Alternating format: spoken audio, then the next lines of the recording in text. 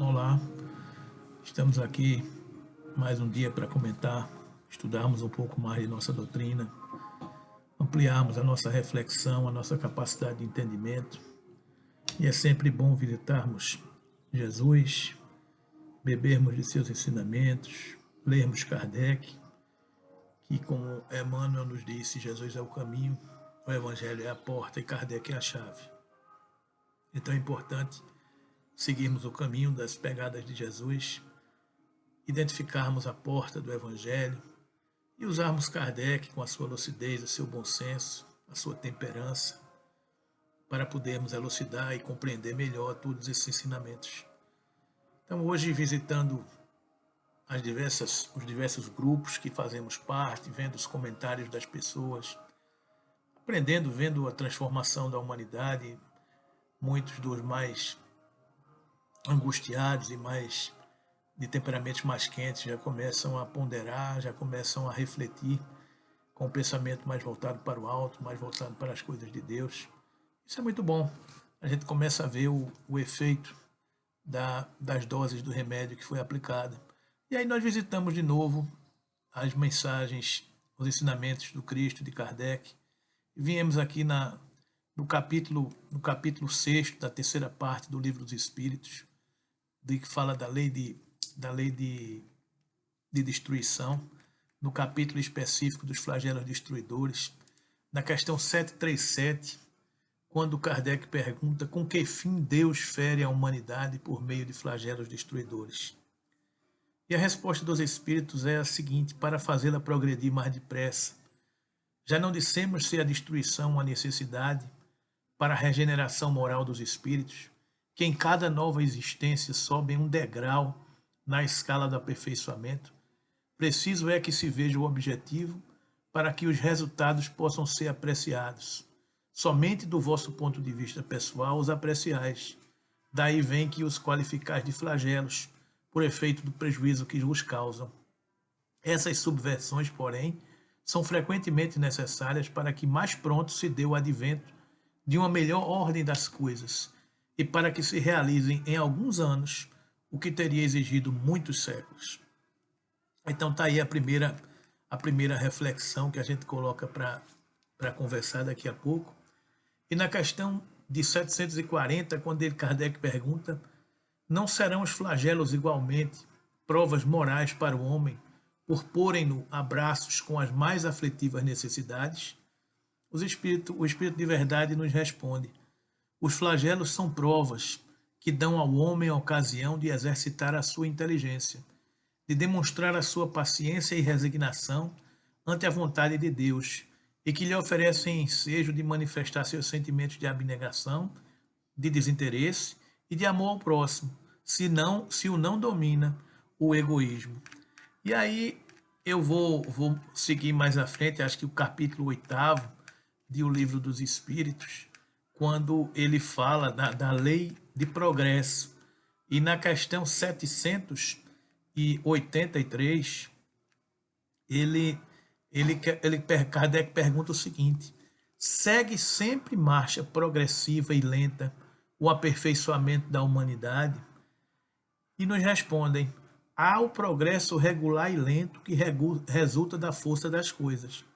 Quando, porém, um povo não progride tão depressa quanto devera, Deus o sujeita de tempos a tempos a um abalo físico ou moral que o transforma. É muito bom, meus queridos amigos e irmãos de ideal espírita cristão, a gente ter com tanta clareza os ensinamentos das leis divinas que regem a nossa vida.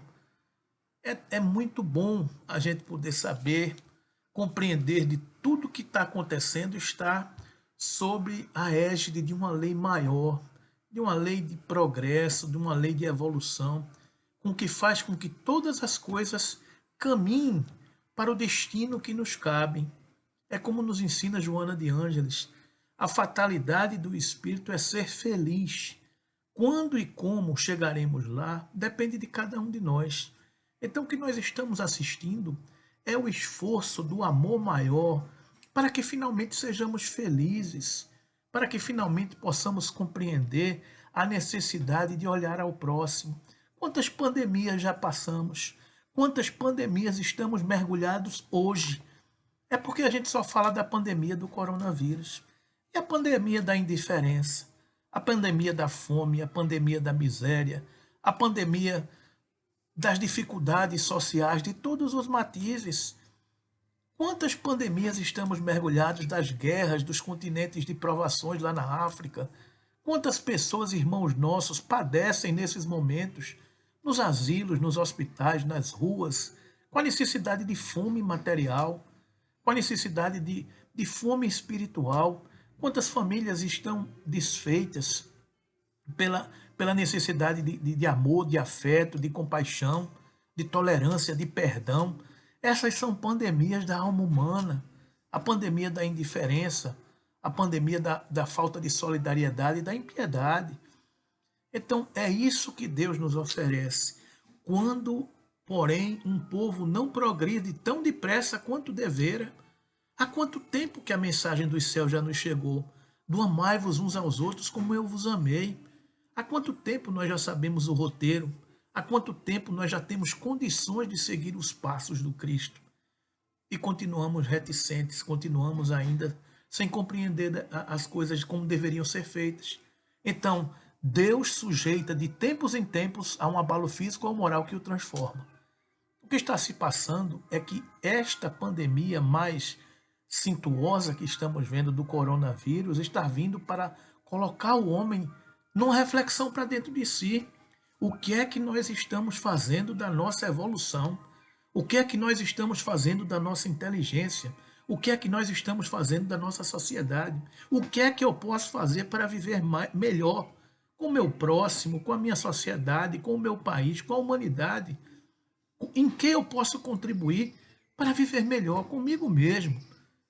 Então, meus queridos amigos e irmãos, agradeçamos a Deus sempre a oportunidade de estarmos bebendo todas essas informações, estarmos mergulhados nesse amor maior, que a única coisa que quer é que a gente progrida mais rápido. Que é como Jesus disse: estou cansado de ver a impiedade de todos vós, que vendo os céus, insistem em caminhar pelos abismos dos erros. Está lá no capítulo 6 do Evangelho segundo o Espiritismo, o Cristo Consolador. Então Jesus está conosco nessa embarcação, nos mandando a lei de progresso para que a gente aproveite melhor o momento que a gente está mergulhado, que a gente siga as autoridades sanitárias para que a gente possa evitar o flagelo do corpo físico, mas que o flagelo do corpo físico sirva para curar definitivamente o flagelo do corpo espiritual. E isso ele nos dá a oportunidade de convivermos com os nossos familiares, de pensarmos um pouco na dor do outro, de refletirmos como é que vamos sair da crise econômica que já se abate sobre a humanidade. Só tem um caminho, meus queridos amigos e irmãos. É o caminho da solidariedade. É o caminho do amor. É o caminho da concórdia. É o caminho da união. Só tem uma grande lição. É a lição de que Deus reina acima de todos nós. É a lição de que a dor nivela. E é a lição de que o amor, só o amor constrói. Então que Jesus nos abençoe, que a gente possa ficar feliz, porque hoje comemoramos no calendário cristão o Domingo de Ramos, a chegada de Jesus em Jerusalém. Então que ele chegue, que faça morada nos nossos corações definitivamente, para transformar esse homem velho que ainda insiste em falar dentro de nós. Lembremos-nos, há o progresso regular e lento, que resulta das forças das coisas. Quando, porém, um povo não progride tão depressa quanto devera, Deus o sujeita, de tempos a tempos, a um abalo físico ou moral que o transforma. Este é o nosso objetivo, a nossa transformação moral. Obrigado, Jesus, por tantas oportunidades e por acreditares em cada um de nós. Muita paz.